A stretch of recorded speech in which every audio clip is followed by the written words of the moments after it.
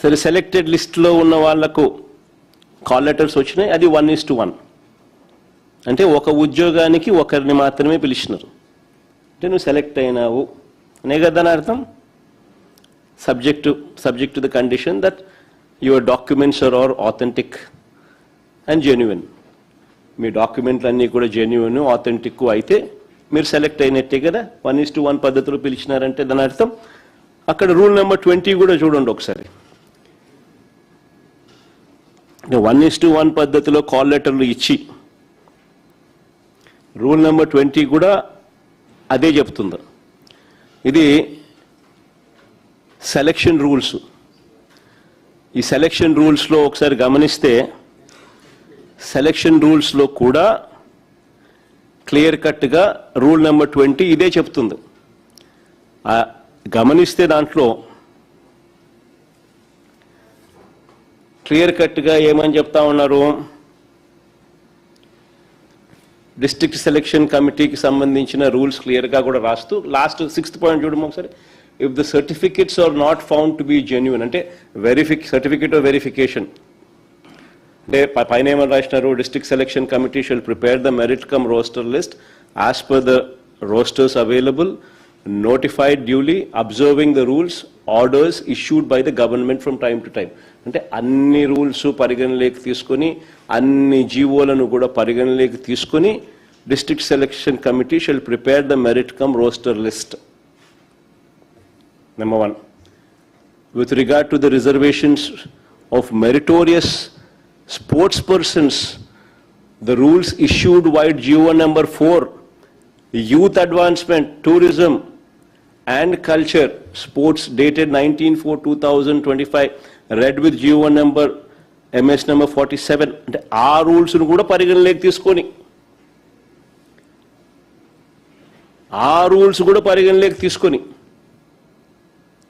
Call letter పంపించిన తర్వాత 1:1 పద్ధతిలో పంపించిన తర్వాత కింద చూడండి, if the certificates are not found to be genuine or /correct and if the candidate fails to produce the certificates required at the time of verification,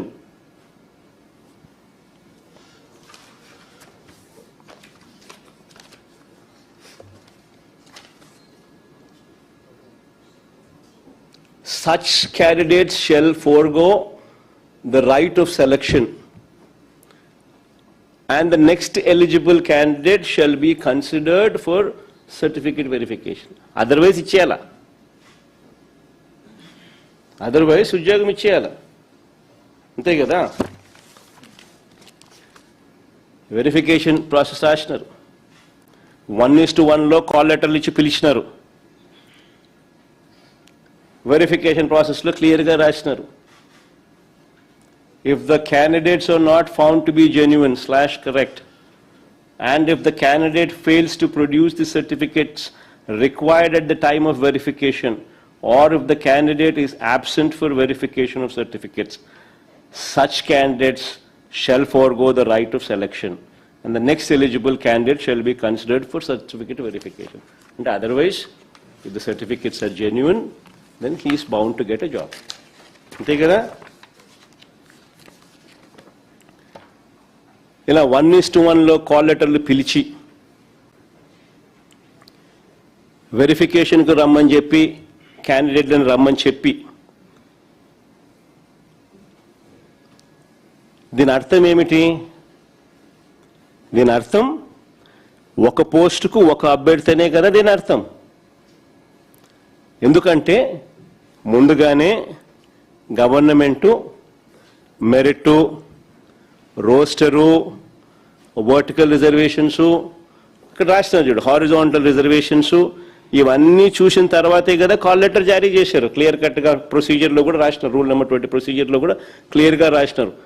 the district selection committee shall prepare the merit cum roster list as per the rosters available, notified, duly observing the rules, orders by the government from time to time. అంటే అన్ని జీవోలు చూసిన తర్వాత they will prepare the merit cum roster list, అంటే selected list. ఇవన్నీ కూడా జీవోలన్నీ consider చేస్తాయి. So government దగ్గరనే ముందుగానే మెరిట్ ఉంది, మెరిట్ లిస్ట్ ఉంది, రోస్టర్ లిస్ట్ ఉంది, వర్టికల్ రిజర్వేషన్స్ ఉన్నాయి, హారిజాంటల్ రిజర్వేషన్, ఇవన్నీ చూసిన తర్వాతనే కాల్ లెటర్లు జారీ చేశారు 1:1 బేసిస్లో. ఎందుకనంటే క్యాండిడేట్స్కి ఎన్ని మార్కులు వచ్చాయో వీళ్ళకి తెలుసు కాబట్టి వారు ఓపెన్లోకి వస్తారా, ఓపెన్లోకి రారా, లేదా రిజర్వేషన్లోకి వస్తారా లేదా అన్నది వారికి తెలుసు కాబట్టి, వర్టికల్ రిజర్వేషన్స్ వాళ్ళకు తెలుసు కాబట్టి, హారిజాంటల్ రిజర్వేషన్స్ వాళ్ళకు తెలుసు కాబట్టి, ఎన్ని ఓసీ పోస్టులు ఉన్నాయో వాళ్ళకు తెలుసు కాబట్టి, ఎన్ని ఎస్సీ, ఎన్ని ఎస్టీ, ఎన్ని బీసీ, ఎన్ని ఈడబ్ల్యూఎస్ పోస్టులు ఉన్నాయో కూడా వాళ్ళకు తెలుసు కాబట్టి, ఉమెన్స్ కేటగిరీ కింద ఎన్ని పోస్టులు ఉన్నాయో కూడా వాళ్ళకు తెలుసు కాబట్టి, స్పోర్ట్స్ కోటా కింద, దివ్యాంగుల కోటా కింద, ఎక్స్ సర్వీస్ మ్యాన్ కోటా కింద ఎన్ని పోస్టులు ఉన్నాయో కూడా వాళ్ళకు తెలుసు కాబట్టి, మరి ఇవన్నీ ముందుగానే చంద్రబాబు నాయుడు గారి ప్రభుత్వానికి తెలుసు కాబట్టి ర్యాంకులు, రిజర్వేషన్ల ఆధారంగా ఎవరు ఏ కోటా కిందికి వస్తారు, వారి ర్యాంకులు ఏమిటి అన్న విషయాలన్నీ కూడా ముందుగానే వారికి తెలుసు కాబట్టి 1:1 పద్ధతిలో పిలిచిన తర్వాత, ఇవన్నీ తెలిసిన తర్వాత నువ్వు కాల్ లెటర్ ఇచ్చినావు, 1:1 పద్ధతిలో పిలిచిన తర్వాత సర్టిఫికెట్లు వెరిఫికేషన్ జరిగిన తర్వాత కూడా ఉద్యోగం రాలేదు అంటే దాని అర్థం ఏంది? సర్టిఫికెట్లన్నీ జెన్యున్గా ఉన్నాయి అని చెప్పి రుజువు అయిన తర్వాత కూడా నువ్వు ఉద్యోగం ఇవ్వలేదు అంటే దాని అర్థం ఏంది?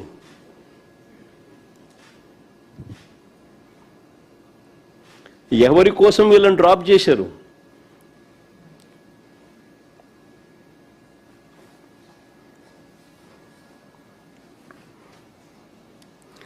ఆశ్చర్యం ఏమిటో తెలుసా?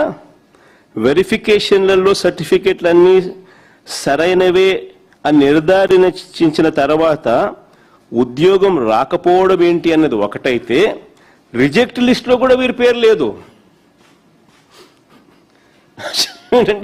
రిజెక్ట్ లిస్ట్లో కూడా వీళ్ళ పేరు లేదు. ఇది దగా కాదా అని అడుగుతా ఉన్నా, ఇది మోసం కాదా అని అడుగుతా ఉన్నా, ఇది స్కామ్ కాదా అని అడుగుతా ఉన్నా.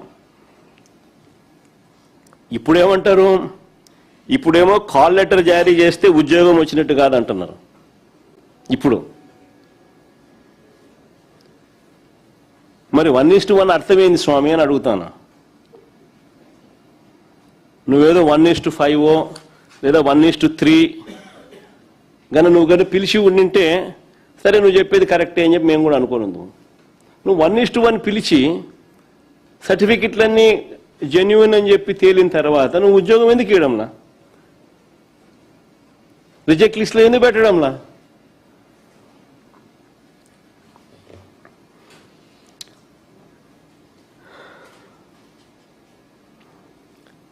నిజంగా 1:1లో పిలిచి ఉద్యోగం ఇవ్వకపోవడం అంటే దగా చేయడం కాదా అని అడుగుతా ఉన్నా. అన్ని సర్దుబాట్లు, అన్ని జీవోలు చూసిన తర్వాతే, మార్కులు, ర్యాంకులు, రిజర్వేషన్ అన్నీ చూసిన తర్వాతనే 1:1లో పిలిచి సర్టిఫికెట్లు అన్నీ కూడా బాగున్నా కూడా ఉద్యోగం రాలేదు. మళ్ళీ సర్దుబాటు జరిగింది అని అంటే ఎవరి కోసం జరిగింది?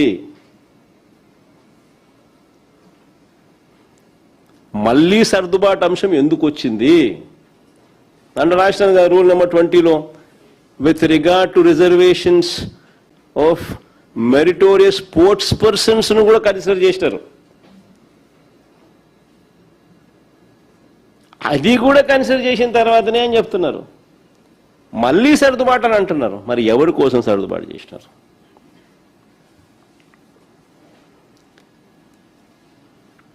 ఇంకొక అడుగు ముందుకేద్దాం. ఇప్పుడు చెప్పబోయేది మరీ interesting point.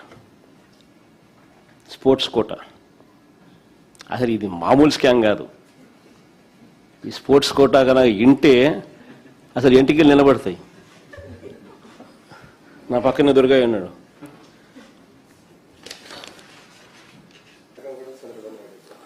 National games gold medallist 1:1 పిలిచినారు కాల్ లెటర్ 1:1